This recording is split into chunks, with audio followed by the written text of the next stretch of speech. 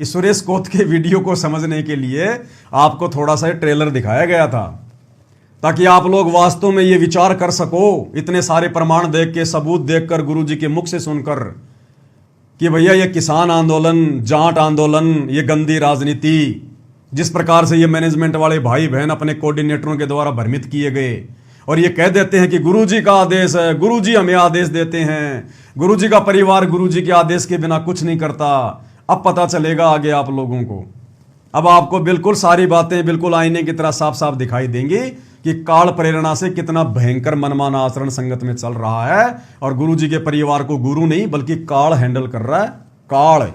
तो आगे सुरेश कोत क्या कह रहा है कि मैंने फिर बाबा रामपाल के पास में एक चिट्ठी लिख के भेजी कि जी आपने जाट आरक्षण में समर्थन दिया था, हमने आपके भगत देखे थे वहां पर, यानी बाबा रामपाल जी ने दिया था नहीं दिया था ये कंफर्म नहीं है। सुरेश कोत कह रहा कि हमने वहां धरने पर आपके भगत देखे थे और आपने पहले देख लिया भाई और बहनों, अखबार की कटिंग और सारी चीजें आपने देख ली कि जबरदस्ती गुरुजी गए थे ये लोग, गुरुजी ने कोई समर्थन नहीं दिया, गुरुजी की कोई आज्ञा नहीं, कोई आदेश नहीं। एपी सिंह वकील का भी आपने अखबार में आया हुआ इंटरव्यू देख लिया और सबसे बड़ी बात गुरुजी के विचार क्या हैं इन सब चीजों को लेकर वो आपने गुरुदेव के मुकम्मल से सुन ली कि दुनिया से ती दोस्ती पड़े भजन में भंग। तो अब सुरेश कोत आगे क्या कह रहा है कि मैंने बाबा रामपाल के पास में चिट्ठी भेजी, फिर उसके बाद हमने एक चिट्ठी लिख दी जी, जाट आरक्षण आंदोलन के दौरान रामपाल महाराज आरक्षण आने की मदद कराया करना, उसके आदमी आया करते।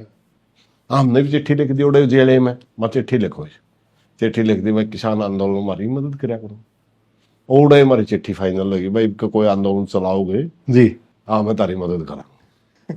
सुरेश कोत जी क्या कह रहे हैं कि मैंने संत रामपाल जी के पास हिसार जेल में चिट्ठी लिखकर भेजी कि आपने जाट आरक्षण में जाटों की मदद की थी, हमने आपके आदमी देखे थे वहां पर, घूम रहे थे, फिर रहे थे वहां पर, अब की बार आप किसान आंदोलन में भी हमारी मदद करो। और सुरेश कोत कह रहा कि उसी समय बाबा रामपाल ने, ये तो सीधा नाम ठोक रहा है रामपाल रामपाल, क्योंकि भाई और बहनों सीधी सी बात है, मतलब के बिना कोई नहीं प्यारा, इनका काम निकल गया। अब बाबा रामपाल जाओ बाढ़ में, कोई इज्जत नहीं। अरे लोग एक बिस्कुट के पैकेट को आगे भी जी लगाते हैं, पार्ले जी, और यहां तो पूर्ण संत है, परम संत है जिसने इनकी मदद की, उसके नाम के आगे आज ये जी भी नहीं लगा रहा, आज उनकी हंसी उड़ा रहा है कि देखो बाबा रामपाल जो है कितना मूर्ख था, मेरे एक चिट्ठी लिखने से उन्होंने कह दिया कि ठीक है अब की बार तेरा भी समर्थन कर देंगे, अब देखो ये मजाक उड़ा रहे हैं। तो ये है दुनिया वाले, काल का स्वार्थ निकल गया, उसके बाद वो कुछ नहीं समझता फिर किसी को, क्योंकि ये काल व्यवस्था है। जब काल ने परमात्मा से वचन भरवाए उसके बाद में खिलखिलाकर हंसने लगा ना कि जाओ जोग जीत संसारा, जीवन माना कहा तुम्हारा। तो बाबा रामपाल जी ने हिसार जेल से इसके अनुसार, दास नहीं कह रहा, दास समर्थन नहीं कर रहा, मैं इसकी बातों पे क्यों यकीन करूं? ये क्या लगता है मेरा, मैं ना जानता ना पहचानता, ना ये कोई भगत समाज से है, मैं क्यों विश्वास करूं इसकी बात पर कि इसने बाबा रामपाल को चिट्ठी लिखी होगी और बाबा रामपाल ने कह दिया होगा ठीक है जी अब की बार आपकी मदद करेंगे हम किसान आंदोलन में, इसकी बात को मैं क्यों महत्व दूं? और मूर्ख हैं वो भगत जो इस वीडियो को आधार बनाकर और काल की गोद में जाके बैठ रहे हैं कि हां गुरुजी ने आदेश दिया था। ये देखो सुरेश कोत का वीडियो, ये सुरेश कोत का वीडियो तुम्हारे लिए जो है ये सबूत हो गया, ये तुम्हारे लिए पक्का हो गया। और गुरुजी ने जो सत्संगों में आदेश दे रखे हैं उनके ऊपर कोई विचार नहीं है। इसको कहते हैं गुरु को तजे भजे जो आना, तापसवा को फोकट ज्ञाना। इसकी बात को आधार बना के तो दृढ़ हो रहे हैं और गुरु ने इतने सत्संग कर दिए रहे, ये गंदी व्यवस्था है, काल व्यवस्था है। अभी आपने राजनीति को लेकर गुरुजी का सत्संग सुना, गुरुजी के सत्संगों में और आपने कितने विचार सुने। गुरुजी ने कभी कहा कि हम भक्तों ने ऐसा कोई समर्थन करना है? दुनिया से ती दोस्ती पड़े भजन में भंग, इस एक लाइन में गुरुजी ने मना कर दिया कि हमें दुनिया से कोई लेना देना नहीं है, किसी आरक्षण से, किसी धरने से हमें कोई लेना देना नहीं है।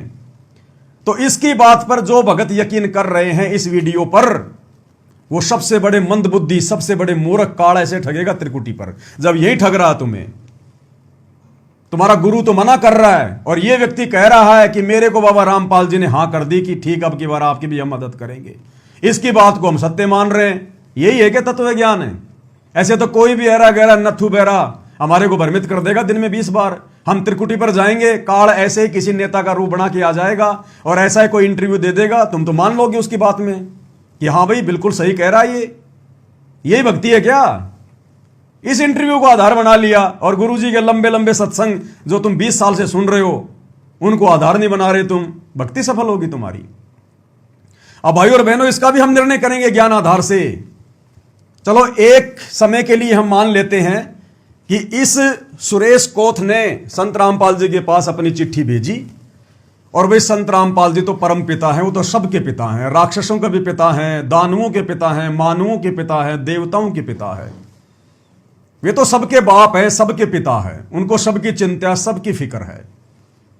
आज कोई चोर है, कोई कसाई है, कोई लुटेरा है, कोई डकैत है, वो भी अगर मौज मस्ती अगर वो कर रहा है तो इसी सतगुरु के आशीर्वाद से कर रहा है, क्योंकि भक्ति है उसके पास में। और भक्ति किसी न किसी जन्म में कलयुग की पिछली पीढ़ी में इसी भगवान की शरण में रह के की है। तो इसी भगवान की भक्ति से, आशीर्वाद से आज वो सारे उल्टे काम कर रहा है ना। वो तो सबका बाप है। वो चाहे जाट आरक्षण का किसी को चाहे मदद का आश्वासन दे, चाहे किसान आंदोलन में मदद का आश्वासन दे, उसके ऊपर कोई नियम मर्यादा लागू नहीं है, उसके ऊपर कोई जो है वो कर्म लागू नहीं है। सतगुरु कुछ भी कर सकता है, कोई कर्म लागू नहीं है सतगुरु पे। तो इस वीडियो की यदि हम बात मान के चलें, सुरेश कोथ कह रहा कि मैंने चिट्ठी लिखी और संत रामपाल जी ने उसी समय फाइनल कर दी कि ठीक है भाई, अब की बार तुम्हारी भी मदद करेंगे किसान आंदोलन में। तो हो सकता है भाई गुरुदेव भगवान ने कह दिया हो, कोई बड़ी बात नहीं, वो परम पिता है, परमात्मा है। लेकिन भाई और बहनों, विचारणीय विषय यह है कि हमने दूसरे मरीज के कहने से और हमने वो दवाइयां नहीं खानी है। फिर देखो, आप और हमारे को गुरुदेव ने क्या दिशा निर्देश दिए हैं, क्योंकि हम भक्ति मार्ग में हैं। हम सुरेश कोथ की तरह भक्तिहीन नहीं है, हम सुरेश कोथ की तरह अनुपदेशी नहीं है, हम डॉक्टर की शरण में हैं। हमारे ऊपर नियम और मर्यादा लागू है। एक मरीज डॉक्टर के पास जाता है और वो कहता है कि डॉक्टर साहब, मैं बिल्कुल स्वस्थ हो गया, क्या मैं मीठा खा सकता हूं? डॉक्टर ने कह दिया भैया कोई दिक्कत नहीं है, छिक के मीठा खा, कोई दिक्कत नहीं है। और वहीं एक दूसरा पेशेंट खाट पे पड़ा हुआ है जिसको शुगर है, डायबिटीज है, और उस व्यक्ति की बातें सुनकर जिसको डॉक्टर ने कह दिया कि भैया तू मीठा खा, लड्डू जलेबी खा, कोई दिक्कत नहीं है, और वो व्यक्ति उस व्यक्ति की बातें सुन के वो मरीज भी जिसको डायबिटीज है वो भी मीठा खाना शुरू कर दे कि डॉक्टर ने तो कह दिया। अरे मेरी आंखों के सामने डॉक्टर ने कहा था उस आदमी को कि मीठा खा ले, कोई दिक्कत नहीं है। अरे वो तो उस आदमी को कहा था जिसको डायबिटीज नहीं थी। नालायक, तेरे को तो शुगर है, तूने क्यों खाना शुरू कर दिया? तेरे को तो डॉक्टर ने मना किया हुआ है। तो सुरेश कोथ को गुरुजी क्या कहेंगे, क्या आश्वासन देंगे, क्या नहीं कहेंगे? सुरेश कोथ कोई भगत नहीं है, आप और हम हैं मरीज। आप और हमारे ऊपर गुरुजी का विधान लागू है। हम भगत हैं, भक्ति कर रहे हैं। जो भक्ति करेगा भगत होगा, गुरु की शरण में होगा, मर्यादा उसके लिए है। तो सुरेश कोथ तो भैया आम समाज का आदमी है, ये तो जगत का आदमी है। और संत रामपाल जी तो इसका भी बाप है, भले ये ना मान रहा हो। तो बाप इनको क्या आदेश दे रहा है, क्या नहीं दे रहा, हमने इसके आदेश के आधार से थोड़ी चलना है। और हम क्यों यकीन करें इसकी बात का, गुरुजी ने इसको क्या कहा, क्या नहीं कहा? कल को ऐसा कोई भी व्यक्ति आके इंटरव्यू दे देगा कि बाबा रामपाल से मैंने कहा कि बाबा शराब पी लूं, बाबा ने कहा बेटा पी ले। अब उस इंटरव्यू को देख करके हम भगत भी शराब पीने लग जाएं कि गुरुजी ने तो सुरेश कोथ को कह दिया। देखो, सुरेश कोथ अपने इंटरव्यू में कह रहा है कि मैंने बाबा रामपाल को चिट्ठी लिखी, बाबा रामपाल ने मुझसे कहा कि तुम भी शराब पी लो, कोई दिक्कत नहीं है। तो क्या हम भगत इस प्रकार के इंटरव्यू को आधार बना के, इस प्रकार के वीडियो को आधार बना के क्या शराब पीने लग जाएंगे? क्या गंदी राजनीति का हिस्सा बनेंगे? क्या जगत के लोगों के साथ में उनके धरनों पर, उनके आंदोलनों में उठना बैठना शुरू करेंगे? क्या किसको आदेश दिया गया? अविचारणीय विषय क्या है? हिसार जेल में आमने सामने डायरेक्ट चिट्ठी लिखकर किसने आदेश लिया संत रामपाल जी से? सुरेश कोथ ने। और संत रामपाल जी ने किसको दिया आदेश? सुरेश कोथ को। हम भक्तों को तो कोई आदेश नहीं दिया ना गुरुजी ने। और ना हम भगत भाई बहन हिसार जेल में गए कि गुरुजी हमने उनका सहयोग करना है कि नहीं करना है। और क्यों पूछेंगे हम भगत भाई बहन अपने गुरु से जाकर? हम मूर्ख हैं क्या? हम गधे हैं क्या? गुरु ने सत्संगों में कह दिया कि बच्चों आपने गेम नहीं खेलना, और हम गुरुजी से जेल में जाके पूछे गुरुजी मैं क्रिकेट खेल सकता हूं क्या? तो गधे तूने क्या सत्संग सुने? तू गुरु की विचारधारा से सत्संगों से कहां परिचित है? क्यों ये सवाल कर रहा तू? तो सुरेश कोथ ने डायरेक्ट हिसार जेल में जाकर संत रामपाल जी से आज्ञा ली। संत रामपाल जी ने इसको आज्ञा दे दी। अब यह मैटर सतगुरु रामपाल जी का और इसके बीच का है, हम भगतों से क्या लेना देना भैया? हमें तो गुरुदेव ने हिसार जेल जाने से पहले जो भक्ति, जो मर्यादा, जो नियम, जो लक्ष्मण रेखा खींच के गए हैं, हमने तो उसके अंदर रहना है, उसको लांघना नहीं है। इन वीडियो को आधार नहीं बनाया जा सकता। जब यह दास हिसार जेल में था तो उस जेल में मेरे पास में एक ऐसा व्यक्ति आया जिसका जिक्र मैंने बहुत समय पहले, जब मैं हिसार जेल से आया था जमानत पर, मैंने आप लोगों से भी उसका जिक्र किया था। तो एक ऐसा व्यक्ति था जो कि हिसार जेल नंबर 2 में, यानी जिस जेल में हमारे गुरुदेव भगवान है बोस्टल जेल में, उस जेल में था वो पहले। फिर वो आ गया हमारी वाली जेल में, फिर वो मेरे पास में आने लग गया, बातचीत होने लग गई, उसको पता चल गया कि ये बाबा रामपाल का भगत है। फिर उसने मुझे बहुत सारी बातें बताई जो मैंने आपके साथ में शेयर की थी।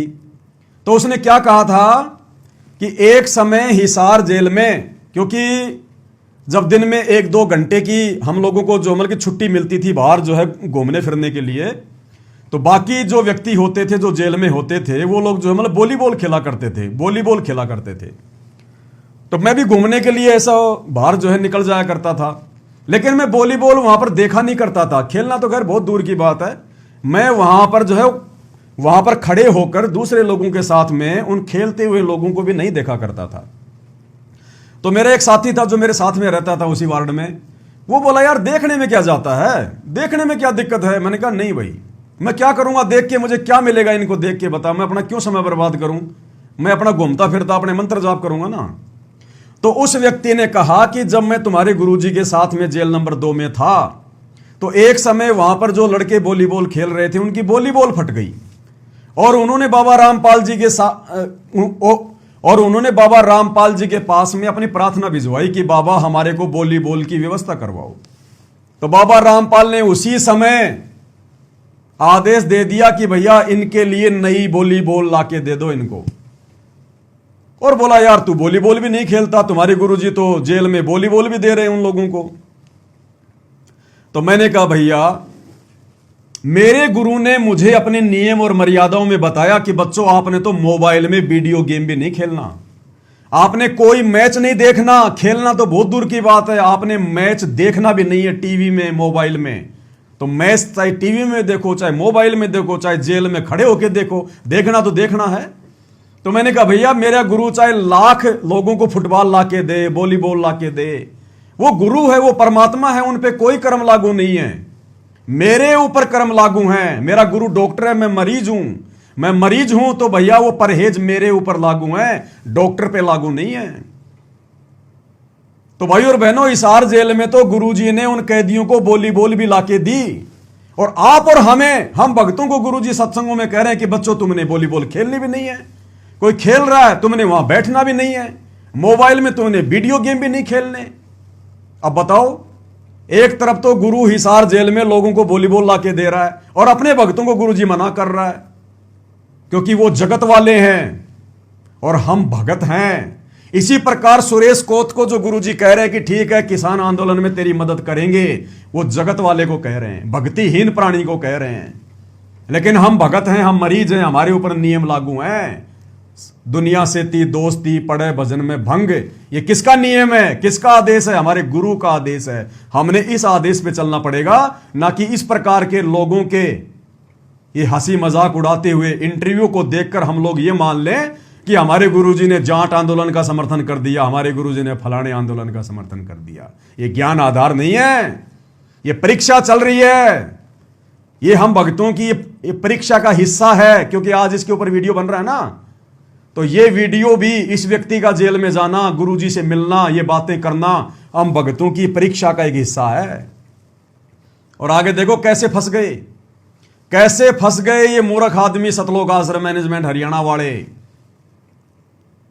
फिर बाहर जाकर इस व्यक्ति ने बोल दिया होगा कि मैं ऐसे ऐसे महाराज जी से जेल में मिला था और महाराज जी ने कहा था कि ठीक, अब की बार तुम्हारा भी समर्थन करेंगे।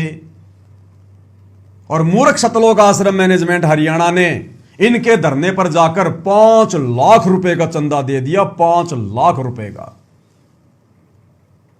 भाई और बहनों, ये आदमी पता नहीं क्या कहेगा क्या नहीं कहेगा। मान लो इस आदमी ने बाहर जाकर सतलोक आश्रम वालों को, गुरुजी के बेटे को, बेटी को या उनके भाई को कह दिया होगा मिलके कि ऐसे ऐसे मैं हिसार जेल में गया था और महाराज जी से मैंने अर्जी लगाई थी, चिट्ठी लिखी थी और महाराज जी ने तो देखो ये चिट्ठी रही मेरे पास में। या वैसे बोल दिया होगा कि उन्होंने कहा था कि ठीक है, तेरी मदद हम करेंगे। अब यहां पर सतलोक आश्रम मैनेजमेंट हरियाणा की परीक्षा, गुरुजी के परिवार की परीक्षा और साथ में संगत की परीक्षा। अब अगर गुरुजी के परिवार को ज्ञान होता, मान लो इस व्यक्ति को समर्थन करना है या नहीं करना है, इससे बात होने के बाद अगर गुरुजी के परिवार को ज्ञान होता तो गुरुजी का परिवार हिसार जेल में जाकर इस व्यक्ति की बात को नहीं रखता कि गुरुजी आपने ऐसे ऐसे उस सुरेश कोत को कहा था क्या कि किसान आंदोलन में हम भी तेरी मदद कर देंगे। गुरुजी से हिसार जेल में जाकर इस प्रकार की ज्ञान विरुद्ध बातें करना, अपनी मूर्खता का परिचय देना है, अपने गुरुजी को मानुष मानना है, अपने को दुनिया का सबसे बड़ा महामूर्ख अपने गुरु के सामने जो है वो प्रदर्शित करना है। अरे ये व्यक्ति हमें बाहर आकर कहेगा कि भाई बाबा रामपाल ने मेरे को आश्वासन दिया है कि भैया मैं शराब का ठेका खोलने में तेरी मदद करूंगा, और ये व्यक्ति बाहर जाकर बाबा रामपाल के बेटे से कहे कि भाई आपके पिताजी ने, बाबा रामपाल ने मेरे को आश्वासन दिया है कि अब की बार जब मैं दारू का ठेका खोलूंगा ना तो हम तेरा मदद करेंगे, तेरा सहयोग करेंगे। और फिर गुरुजी का परिवार जाकर गुरुजी से जेल में मिले और कहे कि गुरुजी आपने ऐसे ऐसे उसको मदद के लिए कहा था क्या, उसकी मदद हमने करनी है क्या। अरे दुनिया ना जाने क्या क्या ज्ञान विरुद्ध बातें हमें कहेगी, बोलेगी। हम उन बातों को अपने गुरु के सामने रखकर उनके सिर में क्यों दर्द कर रहे हैं? अपनी मूर्खता का परिचय हम क्यों दे रहे हैं? क्या हमें पता नहीं हमारे गुरु ने हमारे को क्या आदेश दे रखा है, हमने क्या करना और क्या नहीं करना, कहां सहयोग करना है? तो गुरु का परिवार मंद बुद्धि, महामूर्ख, अगर इस व्यक्ति की बात को हिसार जेल में जाकर गुरुजी से भी यदि इन्होंने डिस्कस किया है तो सबसे बड़े मूर्ख, मंद बुद्धि। और अगर गुरु से पूछे बिना इस व्यक्ति के कहने से अगर किसान आंदोलन में आश्रम वालों ने 5 लाख रुपए चंदा दिया तो सबसे बड़े मूर्ख, सबसे बड़े मंद बुद्धि। दोनों स्थिति में इन्होंने अपनी भक्ति का सत्यानाश कर लिया। इसी को कहते हैं परीक्षा। इसका बचाव का एक ही तरीका था, जब इस व्यक्ति ने गुरुजी के परिवार से यह बात कही कि ऐसे ऐसे महाराज जी ने मुझे आश्वासन दिया है, तो सुन के इस कान से निकाल देना चाहिए था कि ना जाने ऐसे तो कितने क्या बोलेंगे, हमारे गुरुजी का सत्संग में कोई आदेश ही नहीं है, हम क्यों इस प्रकार की फालतू बातें अपने गुरुजी के पास जाके करें जेल में। गुरुजी जाने ये जाने, हमें क्या लेना देना, हमें आदेश थोड़ी दिया गुरुजी ने। तो जबरदस्ती सतलोक आश्रम मैनेजमेंट हरियाणा ने, गुरु के परिवार ने डेढ़ स्याणा बनकर काल प्रेरणा से या तो डायरेक्ट इस व्यक्ति की 5 लाख रुपए की मदद करके किसान आंदोलन में अपने कर्म फोड़े हैं, या इस व्यक्ति की बात को लेकर गुरुजी से मिलकर गुरुजी को बताकर अपने कर्म फोड़े। परीक्षा चल रही है भैया। परीक्षा के समय में अगर अपने गुरु से पूछोगे कि भारत की राजधानी नई दिल्ली की तरह मैं बंबई लिख दूं क्या, तो गुरु नहीं बताएगा आपको, बोलेगा भैया तेरे को जो ठीक लगे वो कर दे, क्योंकि वो परीक्षा चल रही है। साल भर तक क्या पढ़ाया था, भारत की राजधानी नई दिल्ली, भारत की राजधानी नई दिल्ली, और उस परीक्षा के समय में तो गुरु से पूछ रहा है कि नई दिल्ली लिखूं या फिर मैं जो है की बंबई लिखूं। तो गुरु क्या करेगा उस समय, यह कहेगा कि जो तेरे को अच्छा लगे वो कर दे भाई, क्योंकि परीक्षा चल रही है। अब आगे सुनिएगा इस व्यक्ति के विचार। हमने भी चिट्ठी लिख दी उड़े जेल में, मैं चिट्ठी लिखो, चिट्ठी लिख दी मैं किसान आंदोलन हमारी मदद कराया करूँ। उड़े हमारी चिट्ठी फाइनल होगी, भाई कोई आंदोलन चलाओगे जी, हाँ मैं तारी मदद करा। फिर आसी हमने भूख हड़ताल रखी कर्जा मुक्ति के लिए किसानों की। मैं बैठा था खुद 17-18 दिन भूख हड़ताल बैठा था। ये जब एक रायतो बंधु स्कीम महाराष्ट्र में लागू हुई थी, जब ये अब ये 2,000 रुपये देने हाँ, हमें उस समय 8,000 रुपये प्रति एकड़ मांगा थे, 4,000 रुपये प्रति बिजाई जी देव आप किसानों को। ये तेलंगाना में स्कीम थी, उस स्कीम को हमने कहा था पूरे देश में लागू होना चाहिए। वो पूरे देश में आंदोलन था, इसलिए मोदी ने 2,000 रुपये करे थे, वो आंदोलन का दबाव। उस मौके में भूख हड़ताल बैठा था। तब रामपाल ने मारते ओड़ा रैली हमने करी, रैली में बल्कि बहुत ज्यादा राम बरस गया, रामपाल के चेले ने मारा, साइड भी साफ कराया, उन्हें चाय का लंगर लगाया, उन्होंने बिस्कुट खिलाए, और मारती चंदा दे अगर देखो 2000 दे गया, को 4000 दे गया, पर्ची का वो लिख लेंदा, हमारा को काम चल जाता, जे नहीं होंदा तो कहाँ रह जाता किसी ते भाई तो और 10 पर्ची मांगे, वह लेकर आ गए, बोला 5 लाख रुपए देंगे जी। तेरी बेटी के हमारा सिर लग गया जाएगा, 5 लाख रुपए मारा दी चंदा। हम तो फक्कड़ आदमी है। किसान आंदोलन वाले सुरेश कोथ भी अचंभे में पड़ गया कि 5 लाख रुपया, और हमारे जैसे फक्कड़ आदमियों को ना तो इनको 5 लाख रुपए की जरूरत थी। ये कह रहा कि हमारा तो 2-2, 4-4 हजार रुपए में हमारा काम आसानी से चल जाया करता था, लेकिन वहां पर ये रामपाल वाले आ गए और हमारे को डायरेक्ट बिना हमारी डिमांड के, हमने मांगे भी नहीं, और डायरेक्ट इन्होंने 5 लाख रुपए दे दिए, और कह रहा कि हमारा तो सिर दीवार में जाके लगा। ओ तेरी की 5 लाख रुपए हमारे जैसे लोगों को, फक्कड़ लोगों को खुद कह रहा है। भाई और बहनों, ये होता है कर्म फोड़ना। कहते हैं जब बंदर के हाथ में उस्तरा दे दिया जाए तो वो सेविंग नहीं करेगा, वो आपके जगह जगह कट मारेगा, खून निकालेगा। तो संगत ने बंदरों के हाथों में ज्योति पाठ और दान का पैसा दे दिया। अब ये काल उनमें कुप्रेरणा करके इस प्रकार से उस पैसे का दुरुपयोग करवाया। फिर उस काल ने, ये परीक्षा का समय था, क्यों अपनी ऐसी तैसी करवाई हिसार जेल में जाकर, इस व्यक्ति की बात को गुरुजी के सामने रख के, या इस व्यक्ति के कहने से कि मैंने तुम्हारे गुरुजी से आदेश ले लिया जेल में, तुम हमारी मदद करो। दोनों स्थिति में शतलोक आश्रम मैनेजमेंट हरियाणा ने अपनी ऐसी तैसी करवाई, अपने कर्म फोड़े, ज्ञान को आधार ना बनाकर, और 5 लाख रुपए दे दिए बिना जरूरत के। जिन व्यक्तियों का 2-2, 4-4, 5-5, 10-10 हजार रुपए में काम चल रहा था, इन लोगों ने अचानक से बिना डिमांड के अपना नाम रोशन करने के लिए मान बढ़ाई में आकर, क्योंकि हराम का पैसा आ रहा है ना, अपनी औरतों के गहने बेच के थोड़े दे रहे हैं, तब तो इनको पता भी चलता कि पैसे की कीमत क्या होती है। मूर्ख भगत समाज का जो गुरुजी के आदेशों के विरुद्ध इन कुपात्रों को ज्योति पाठ और दान का पैसा दे रहे हैं कि गुरु बिन दान पुण्य जो करही मिथ्या होए कबू न फली। अरे गुरु की आज्ञा के बिना और गुरु के हाथों में दिए बिना, क्योंकि दान केवल सुपात्र को दिया जाता है, कुपात्र को नहीं। और सुपात्र पूरी पृथ्वी पर, पूरे ब्रह्मांड में वर्तमान में सतगुरु रामपाल जी हैं, और इन कुपात्रों को आश्रमों में दान दे दिया। अब ये कुपात्र क्या कर रहे हैं देख लो। ये व्यक्ति तो अचंभे में पड़ गया, शॉक्ड हो गया कि 5 लाख रुपए, और हमारे जैसे फक्कड़ लोगों को कहते हमारा तो सिर दीवार में जाके लगा। वो तेरे की, तो ऐसे फिर वो कर्म फोड़े गए। और आगे ये व्यक्ति क्या कह रहा है कि हमारा जो कैशियर था उसने मना कर दिया, और हमने भी मना कर दिया कि भाई हम तो नहीं लेंगे 5 लाख रुपए। देखो ये व्यक्ति कह रहा है कि भैया हमें आवश्यकता नहीं है, हम नहीं लेंगे 5 लाख रुपए। उसके बाद भी इन लोगों ने जबरदस्ती दे दिए 5 लाख रुपए। ऐसे कर्म फोड़ता है ये काल। काल ने अपना भी बचाव कर लिया थोड़े समय के लिए, इस व्यक्ति में यह प्रेरणा करके कि तुम मना कर दे कि भैया हमें 5 लाख रुपए नहीं चाहिए, हमारा तो काम 2-2, 4-4, 5-5 हजार रुपए से खूब चल रहा है। ताकि जब धर्मराज के दरबार में जाएंगे, जब संगत के पैसे का हिसाब किताब होगा, तो ये लोग ये नहीं कह सकते कि हमने उनको उनकी जरूरत के हिसाब से दिए थे। काल कह देगा देख उसने तो मना कर दिया था कि हमें तो नहीं चाहिए, फिर तूने जबरदस्ती क्यों दिए? उनकी आवश्यकता के अनुसार देता, अगर तुझे देने भी थे तो 5-10 हजार रुपए। ऐसे कर्म फोड़ता काल। अब ये लोग तो मना कर रहे हैं कि हमें पैसों की जरूरत नहीं है, हमें नहीं चाहिए इतने रुपए, और ये लोग जबरदस्ती दे के आ गए।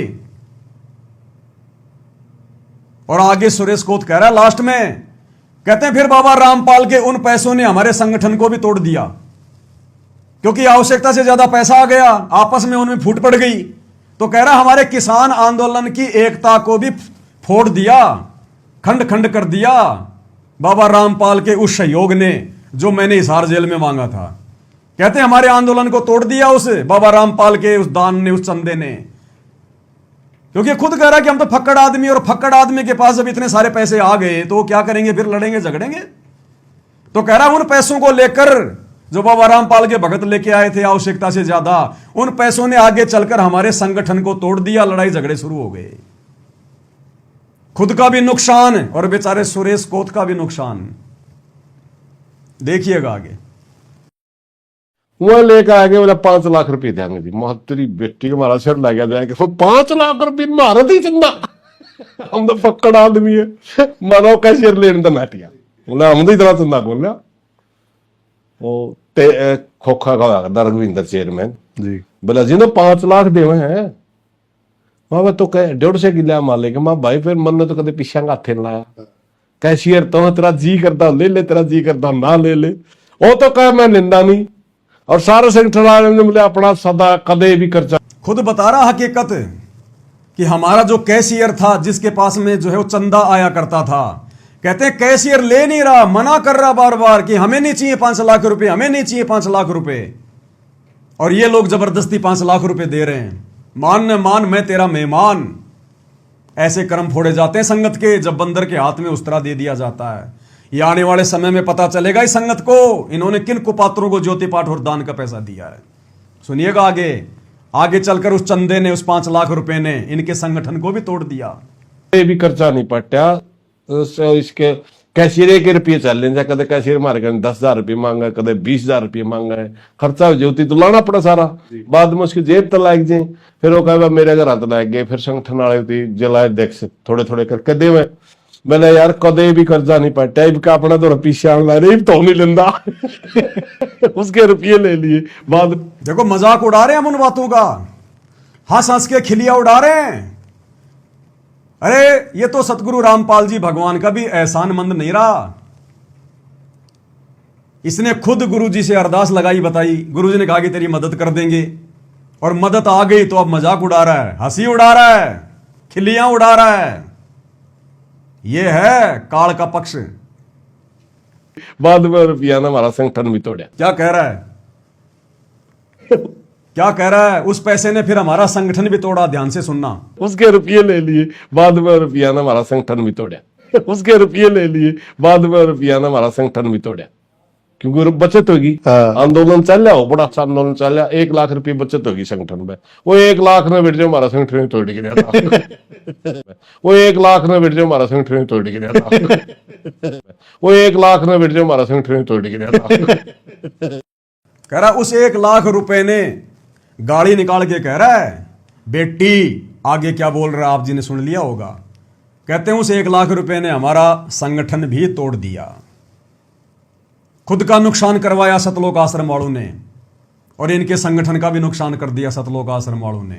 और आज ये व्यक्ति 5 लाख रुपए लेकर खिलियां उड़ा रहा है, इंटरव्यू दे रहा है, मजाक उड़ा रहा है उन बातों का कि बाबा रामपाल कितना मूर्ख है और बाबा रामपाल के भगत कितने मूर्ख हैं। आज मजाक उड़ा रहा है। ये मजाक उड़ा किसके कारण है? इसके जैसे लोग तो लाख आदेश लेके आएंगे, ना ये भगत है, हमें क्या लेना देना। तुम आश्रम वाले इनकी बातों को सीरियस लेकर क्यों गए गुरुजी के पास में? इनकी भक्ति और मर्यादा विरुद्ध बातों को लेकर गुरुजी के पास क्यों गए? तुम्हें क्या आवश्यकता थी? तो ये सबसे बड़ी मूर्खता यहां पर किसने की? सतलोक आश्रम मैनेजमेंट हरियाणा ने। और मूर्ख संगत सबसे बड़ी दोषी। अरे मान लो अगर ये लोग हिसार जेल में गए, गुरुजी से आदेश लेकर आ गए और गुरुजी ने इनको आदेश दे दिया, तो नालायकों गुरुजी ने आदेश दिया किसको? जाटों का समर्थन करने का, आंदोलन का समर्थन करने का।